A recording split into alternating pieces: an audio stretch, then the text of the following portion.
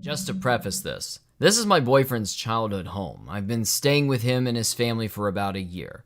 For the sake of privacy, our names are Jerry and Taylor for this retelling.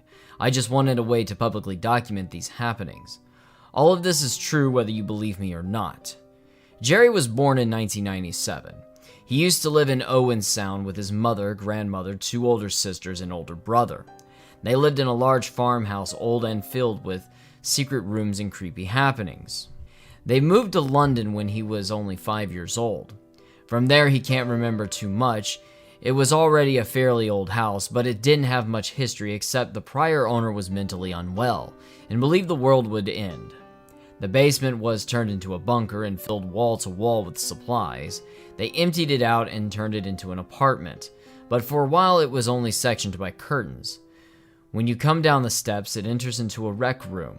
When you turn down a hallway, where there's currently an unfinished bathroom and 2 bedrooms. The unfinished bathroom didn't even exist until 3 years ago, and neither did the walls for the rooms. Not much really happened at first except the few odd things, reflections of people walking behind the couch and the TV, bruises on legs in the shape of fingertips. Jerry has nightmares of his grandmother's house and terrible luck, making me think they may have connections. When I say terrible luck, I don't mean traditionally bad luck. I mean bad things constantly happening to him and subsequently me. The street is otherwise quite friendly. It's a dead end, so kids play in the streets and everyone knows everything.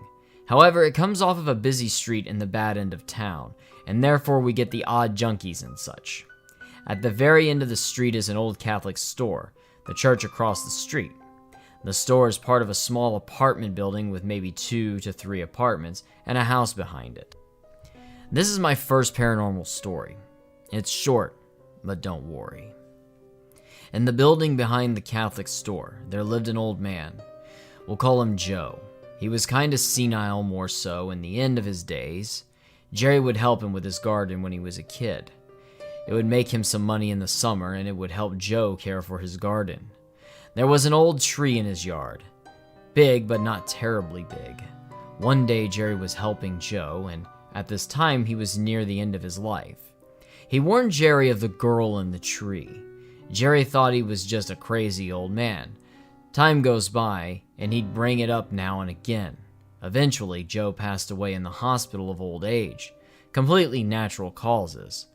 A while after the tree was being cut down to make room for a parking lot, one day Jerry's mother told him of something she saw when she went out. She looked out of her car window and swore she saw a girl standing out of the stump where the tree was. Jerry didn't tell her what Joe had said. Joe never really talked to anyone about anything either. To this day, Jerry hasn't told her what Joe said to him. Now the stump has been removed, and there hasn't been anything on that recently. Bear with me. These seem pretty unbelievable and cliche. I know, things do get worse, and we always test different theories. The reason I'm documenting this is so we can find an answer to this, because whatever it is, I think it's attached itself to Jerry. I think it started with the farmhouse. As you read, please consider offering any and all knowledge you can offer.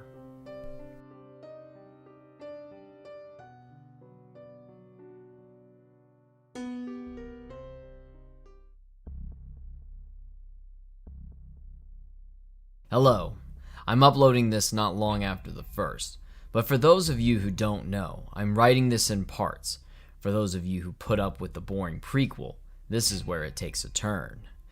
I learned some things. The basement had a strange layout as a bunker. There were 3 old rooms, one being a bar where they found old American bills in the ceiling. Jerry used to stay in a room before this story where the door would lock and unlock itself in the middle of the night. That would scare him as a child since they were old skeleton key style locks. But the real story was from when he was 11, just before the 7th grade. The walls weren't put up yet, and his sister room was closed off by curtains that were on a rope pinned between 2 bookshelves. On this day, Jerry had just gotten home from school. His mother was out and his siblings were in high school. So they were off doing teenager things or taking too long to get home. He came downstairs to his room, but found the family dog, funnily enough, named Casper, staring at his sister's room. He walked over to Casper and realized the curtain was open. It was being held open by a red hand. It didn't have claws or look inhuman except for the deep red color.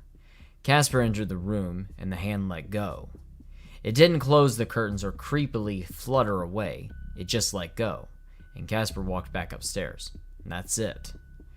Keep in mind that I mentioned the bruises being in the form of fingerprints. I noticed this when discussing something with Jerry the other day. It connects to another more recent story.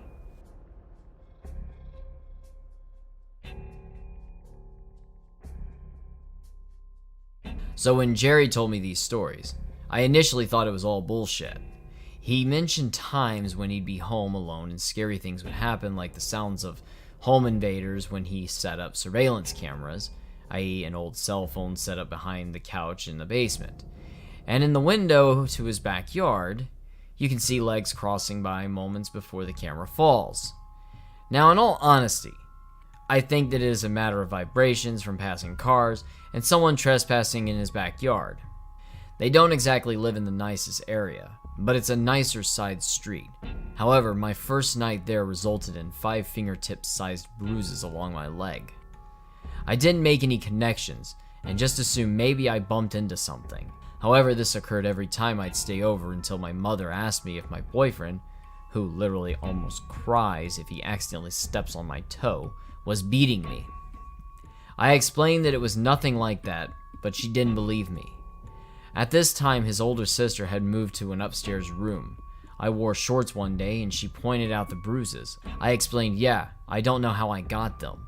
I woke up with them actually. To which she responded with, oh, that's just from sleeping downstairs. I haven't gotten them since I came up here. Then in my surprise, we briefly talked about how they resemble fingerprints gripping legs. That's when a large and nasty bruise appeared on my leg. After that, I went to a friend for advice. I went to get a Ouija board and she advised against it. Wanting answers, I got it anyway. We sat up for about 2 hours trying different things and following the directions and looking up stuff on the internet. I even did stuff that it told me not to do, deliberately to get a reaction. After that, everything went quiet. No more bruises, nothing. But it came back meaner. I'll explain in part 4. After the bruises, the Ouija board, and the silence, things took a subtle bad turn. It started with a strange hot air blowing at our feet in the middle of the night, in the dead of winter, with no heating in the basement. It happened twice. Then one late night, we were asleep probably around 2 a.m. I had moved in with him due to issues with a previous roommate. I was in deep sleep when I suddenly woke up. I don't know how I woke up, being as it's very hard to get me up. But I did. Wide awake. Instead of going back to sleep, my eyes stayed open. I heard the doorknob jiggle, and the door open. I couldn't see it directly, but from what I could see, it definitely opened. The door then closed. During this time, I felt strangely calm. Whatever entered our room stepped in and proceeded to touch things on our bedside table and dresser. But I couldn't see anything. Sometimes I felt like I saw black shadows, but I mustn't have. The thing then left the room, closing the door behind it. I immediately fell back asleep, and this time I never checked if Jerry was awake. He has a family history of bad mental health, and I didn't want him to have a panic attack. Last year during camping, he didn't sleep when he heard raccoons eating food outside the tent. A single day goes by and I completely forget. Then it happened again. This time it riddled around in our garbage and beside the table, making loud bang rustling noises and knocking things over. Then it again proceeded to leave the room and close the door. This time, I was calm but when it left, I stayed up. I fell back asleep around 5 in the morning. The next day, Jerry seemed slightly agitated. I calmed him down by watching scary videos on the internet, something we find comedic and calming. Then he mentioned how he thought he had a weird dream that night. I cut him off when I remembered the strange occurrences. He had heard them too, felt what I felt, could name the exact path it took in our room. We were both scared, but agreed when it happened, it was calming. Boy, were we wrong.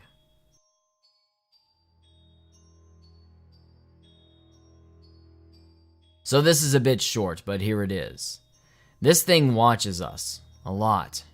Jerry's door is sometimes propped up to help with airflow in the summer.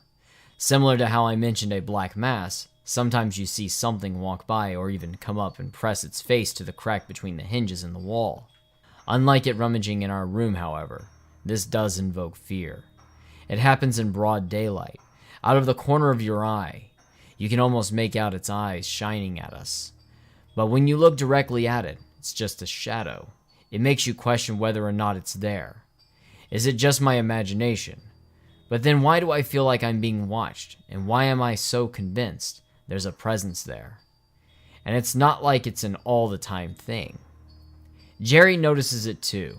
When he was 16, he was out with his friends sword fighting with sticks. It was the middle of the night. Mike started to turn his head toward a sound from a nearby yard. Jerry started hearing it too. Eventually, they both simultaneously looked and decided that was enough. Is it the whole street? Is it Jerry himself? Sometimes I give myself a headache with all of this. I'm trying so hard to keep at least 1 foot grounded in reality. But I want to believe there's so much more. I might look into finding old legends of stories of red hands later. Maybe I'll find something. If I do, I'll link my findings in the comments section. That, or make a new discussion thread. Good night.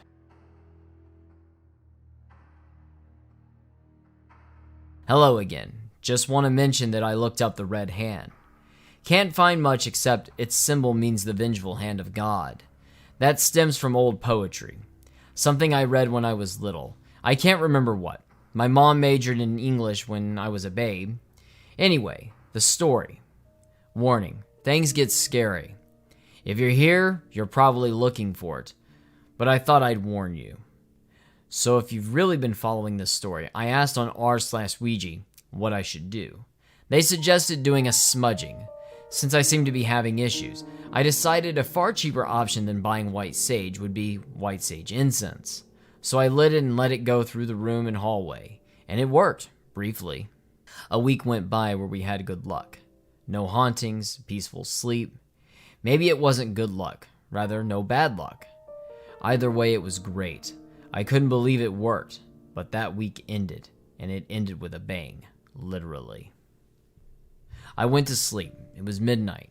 Jerry went up to take a shower since he was wide awake. I'm going to tell the story from his point of view. I know it's a change of narrative, but I'm not exactly the best at this, and he tells it well. I was in the shower, just washing my hair, when I heard a bang on the door. I thought it was a family member, so I said, "Go ahead." No one came in, and I assumed they didn't hear me, so I rinsed my hair. Then it happened again, but multiple bangs and a faint groaning. I said it's okay. Silence. Maybe it's the cat, so I turned off the shower. There was a loud rapid banging with the groans and the doorknob was jiggling.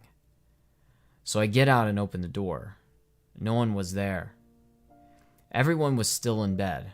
Casper, as mentioned earlier, really old childhood dog who can barely stand, comes charging towards me from the couch where he was asleep. He sniffed and made sure I was okay. The cat was nowhere to be seen. Quickly, I ran downstairs to Taylor, but she was asleep, so I didn't wake her.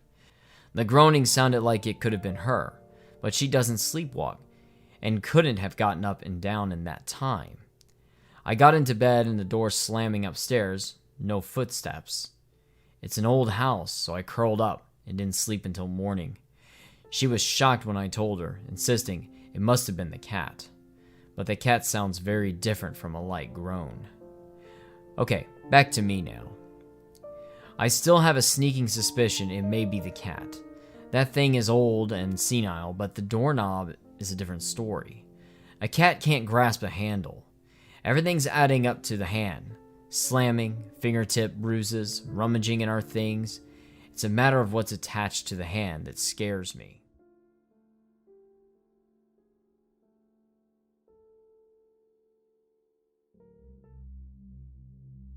Here's a direct continuation.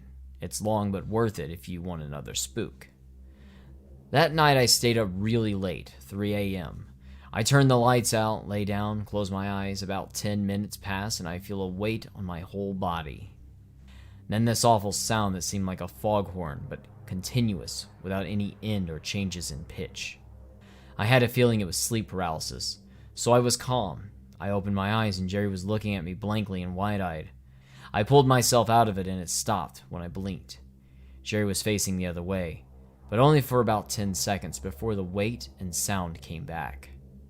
I blink and he's looking at me again with the same almost possessed look.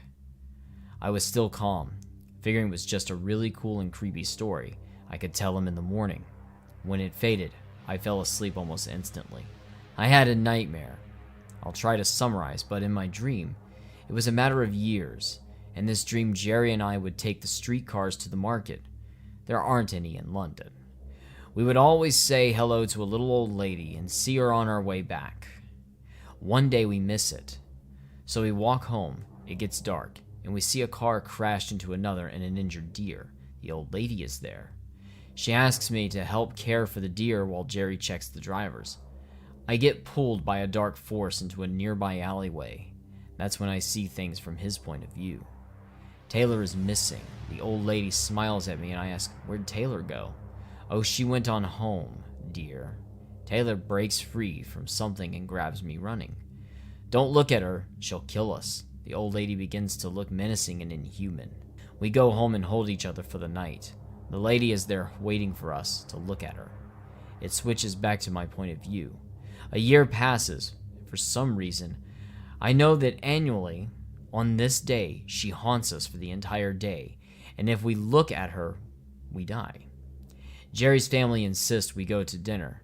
Yes, this dream is fucking weird, I know. And we go. On our way to the front of the restaurant, I feel a hand on my shoulder and Jerry says, "Don't turn around, she's right there." And that's when I wake up. It just dawned on me with the hand again. Anyway, I told him my dream first thing in the morning, because I love nightmares and rarely get them. Almost forgetting, I mentioned sleep paralysis to him. He said, "Oh really?" excitedly. So I explained that as I was falling asleep, I felt a weight I could pull myself out of and a grinding sound. His eyes opened wide. "Like War of the Worlds?" And I shrugged, but was very intrigued. I never saw War of the Worlds, but I know the story. He explained exactly what I felt and heard, except that he wasn't looking at me. Then he showed me this. I started crying. I don't know why, but I did. It sounded exactly like that, but without the pitch changes. The beginning note, holding his hand. I go upstairs and explain to his mother what happened, and what happened the night before. She gave me white sage, which I didn't know she had, and I decided I would do a proper smudging. I did the entire basement and let it burn to ash. Jerry stayed home that night, but I went to a friend's house. I had fingertip bruises all up my leg. What happened to him is going to be in part 8. I swear, this is all true. Jerry suggested that we heard a sound from outside, but it's a dead-end street. And there are 4 dogs in the house. Not a single one barked. This is when I started to believe in the paranormal experiences wholeheartedly.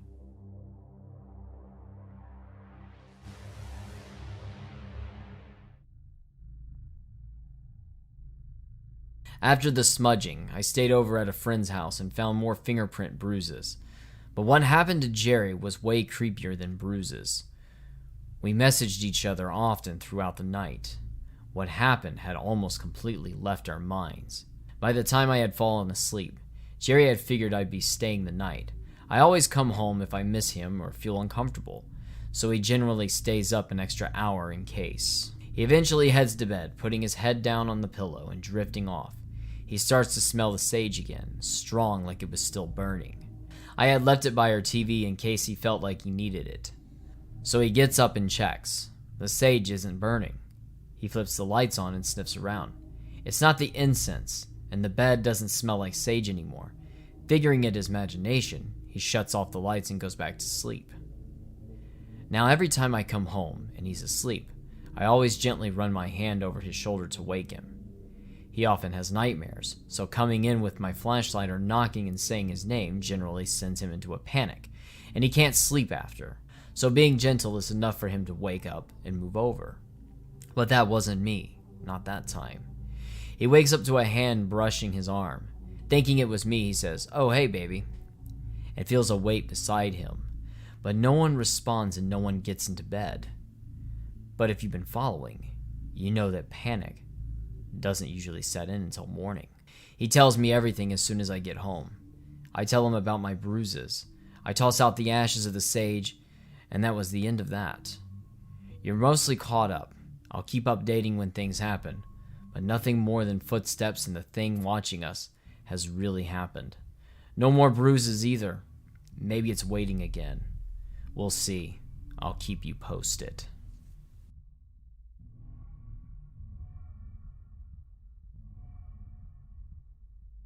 Nothing crazy happened for a little while. I rearranged the room so that the bed is pushed into the opposite corner, but now we can see straight down the entire hallway. If we leave the door open, this story is something I'm on the fence about, as I've been using marijuana to help me eat and sleep as of late. It's legal in Canada. As I've been falling asleep, if the door is open, I swear I can see a shadowy tall figure peeking out from around the wall at the stairs of the end of the hall.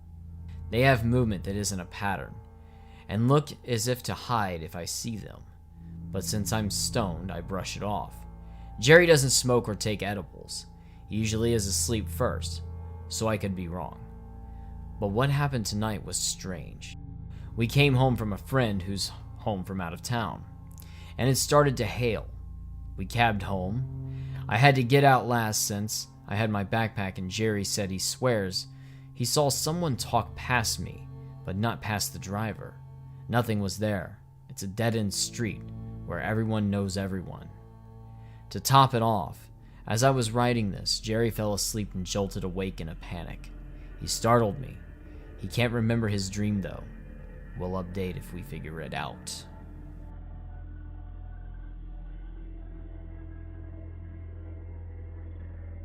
Things have been chaotic of late. There's a new kitten in the house who used to visit us in our room. Now he starts to panic whenever we try to bring him in.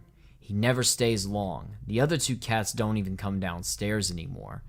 As for creepy happenings, we've had odd things missing then reappearing in places they weren't. Hot and cold spots, reflections in screens and windows.